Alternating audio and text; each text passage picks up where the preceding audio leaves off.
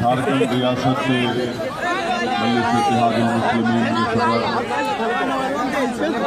मोहतरम जनाब हुब्बान मलिक साहब, मजलिस इत्तेहादुल मुस्लिमीन के उम्मीदवार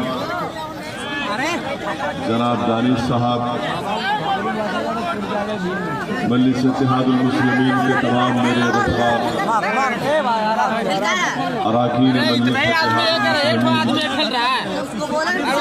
नहीं है। वलीमुद्दीन अंसारी की बेवा, वो तबरेज की वो हमारी बेटी बेवा तुमसे पुकार पुकार कर कह रही है कि है कोई झारखंड की सरजमीन पर जो मेरे मरने वाले पति के इंसाफ के लिए लड़ेगा। तो हमारे हुब्बान मलिक वहां पर गए, उनको हमदर्दी की और उनका साथ देने का वादा किया। मेरे अजीज दोस्तों और बुजुर्गों, मैं आपसे अपील करने आया हूं कि मजलूम का साथ देना ये हमारी जिम्मेदारी है।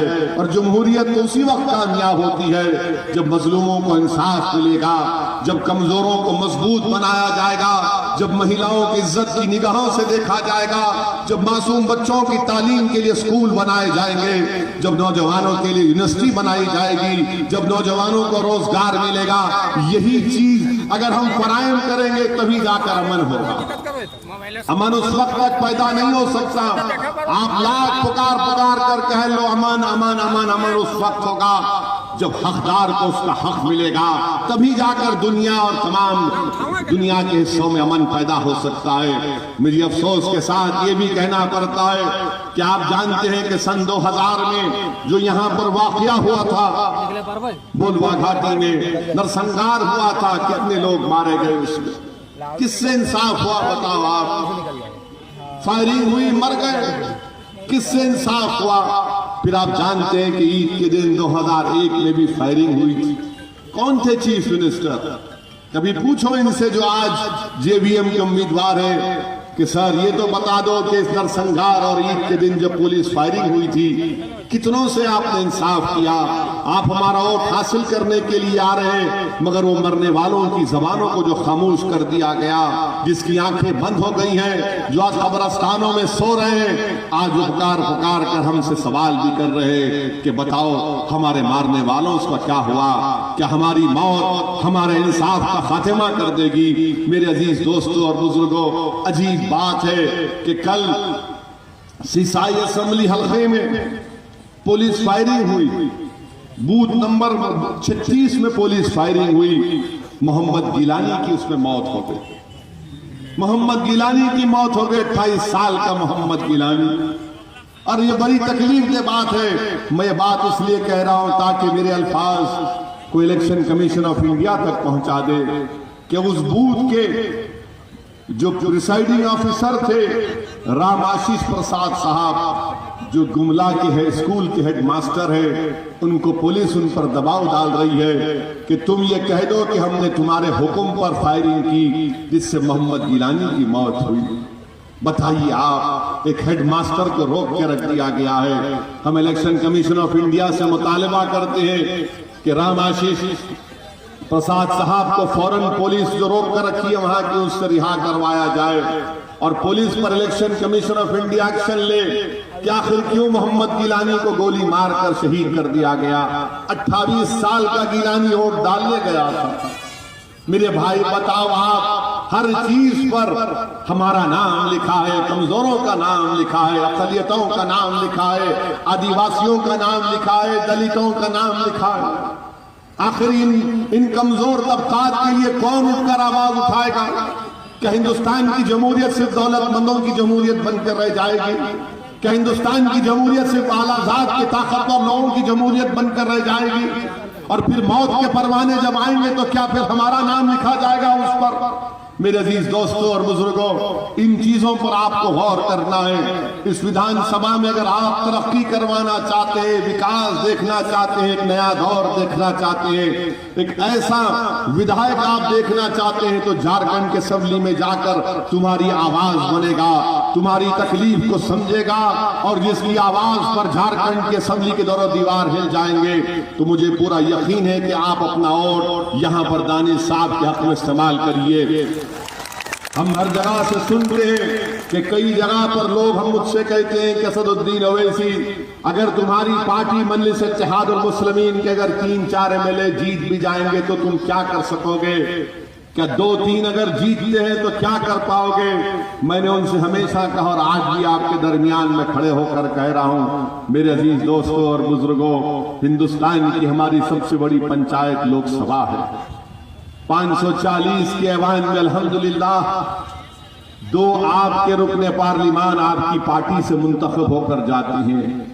और अल्लाह जानता है, दुनिया देखती है कि अल्लाह का ही करम है, सदका है नबी करीम सल्लल्लाहु अलैहि वसल्लम का, कि जब हम आपका भाई आपका बेटा ये दीवाना खड़े होकर गरीब और मजलूमों के इंसाफ की बात करता है तो दुनिया उसका नोटिस लेती है, सारा ऐवान कान लगाकर सुनता है कि देखो ये ओवैसी दीवाना अब क्या कहने वाला है। मेरे दोस्तों, यही दीवानगी की जरूरत है। अक्लमंद को याद रखो, जो अक्लमंद होता है उसको कभी मंजिल नहीं मिलती, क्योंकि अक्लमंद हमेशा डरता है, वो मौत से डरता है, वो खतरों से डरता है। और जो दीवाना होता है वो अल्लाह से बेपनाह मोहब्बत करता है, वो खतरों से नहीं डरता, वो मौत की आगोश में बैठकर जिंदगी के तमाम चीजों को देखता भी है और वो दीवानगी उसकी इतनी होती है कि मंजिल तक पहुंच जाता है। मैं यही दीवानगी पैदा करने आपके दरमियान में आया हूं। मैं आपसे कहने आया हूं कि अब हम बराबरी की बात करेंगे, अब हम अपने हक को हासिल करेंगे। अब हम खामोश नहीं बैठ सकते मेरे भाई। याद रखो, वतन अजीज में इतनी खामोशी ठीक नहीं है। खामोशी को तोड़ो, इस सन्नाटे को तोड़ो। अल्लाह ने तुमको एक ताकत दी है, तुमको इज्जत दी है। अल्लाह ने तुमको बताया है कि अल्लाह जानता है कि तुम्हारे सीनों में अल्लाह ने एक ऐसी ताकत दी है, महज तुम उसको इस्तेमाल करो। जमहूरियत इस बात का आपको हक देती है कि अपने हक के लिए लड़े होना, खड़े होकर उसको हासिल करना, अपने तमाम हुकूक को। मेरे अजीज दोस्तों और बुजुर्गों, मैं आपको ये भी बताना चाहता हूं कि भारत की सरकार, जिसके प्रधानमंत्री वजीर आजम नरेंद्र मोदी है, वो कल संसद में एक ऐसा काला कानून लाने जा रहे हैं और उस काले कानून के जरिए भारत में बसने वाले 17 करोड़ गयूर मुसलमानों को ये पैगाम देना चाह रहे हैं कि इस्लाम का भारत से कोई ताल्लुक नहीं है। मैं जिम्मेदारी के साथ कह रहा हूं कि जो काला कानून नरेंद्र मोदी की सरकार कल संसद में लाने जा रही है, वो ये कहता है कि हिंदुस्तान में सबको सिटीजनशिप मिलेगी सिवाय मुसलमानों के।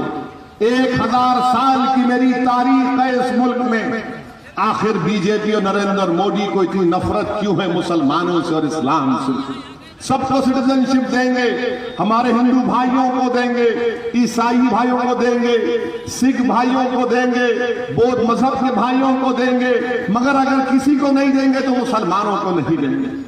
बताओ आप, 17 करोड़ मुसलमानों को नरेंद्र मोदी की हुकूमत ये पैगाम दे रही है। क्या इस्लाम का कोई ताल्लुक नहीं है इस भारत से? है ना? ये कुतुब मीनार क्या मेरी आबो अजदाद ने नहीं बनाया? क्या ताजमहल मेरे आबो अजदाद ने नहीं बनाया? क्या ये दिल्ली का लाल किला मेरे आबो अजदाद की निशानी नहीं है? क्या चप्पे चप्पे पर हिंदुस्तान में मेरे आबो अजदाद की निशानी है? बताओ, आज तुम ये कह रहे हो कि इस्लाम का इस भारत से कोई ताल्लुक नहीं है और सबको सिटीजनशिप दोगे और किसी को नहीं दोगे तो मुसलमान को नहीं दोगे। ये काम आज हमारे मुल्क में हो रहा है। ये कानून पास करने के बाद पूरे मुल्क में एनआरसी लाएंगे और जिसके पास कागज नहीं होगा, कागज की बुनियाद पर उससे कहा जाएगा कि तू भारत का शहरी नहीं। मेरे अजीज दोस्तों और बुजुर्गों, हमारी तबाही और बर्बादी के मंसूबे बनाए जा रहे हैं। हमको स्टेटलेस बनाए लेने की पूरी कॉन्स्पिरेसी की जा रही है। इसके खिलाफ कहीं से आवाज नहीं आती। अगर कोई इसके खिलाफ सदाए एहतजाज बुलंद करती है तो मजलिस इत्तेहाद और मुस्लिमीन बुलंद करती है। मेरे अजीज दोस्तों और बुजुर्गों, ऐसे पुराशूब दौर में मैं आपसे गुजारिश करने आया हूं, बल्कि तमाम मजलूम आवाम से गुजारिश करने आया हूं, तमाम कमजोरों से गुजारिश करने आया हूं कि एक हो जाओ, मुत्तहिद हो जाओ। अगर तुम एक हो जाओगे, मुत्तहिद हो जाओगे, तो जो दुनिया तुमको कल तक कमजोर और मजलूम समझती थी, अगर तुम एक जगह जमा हो जाओगे तो वही तुम्हारी ताकत होगी, वही तुमको ताकतवर बनाएगा। और आपसे अपील करता हूं कि अपना एक और दानिश साहब के हक में इस्तेमाल करिए। पतंग के निशान पर बटन दबाकर इन तमाम जो मंसूबे बनाए जा रहे हैं उसके खिलाफ एक पैगाम दीजिए और अपनी पार्टी को कामयाब और कामरान करिए। मैं फिर से आपका शुक्रिया अदा करता हूं कि आपने अपना कीमती वक्त निकाल कर यहाँ पर तशरीफ लाए। अस्सलाम वालेकुम व रहमतुल्लाहि व बरकातहू।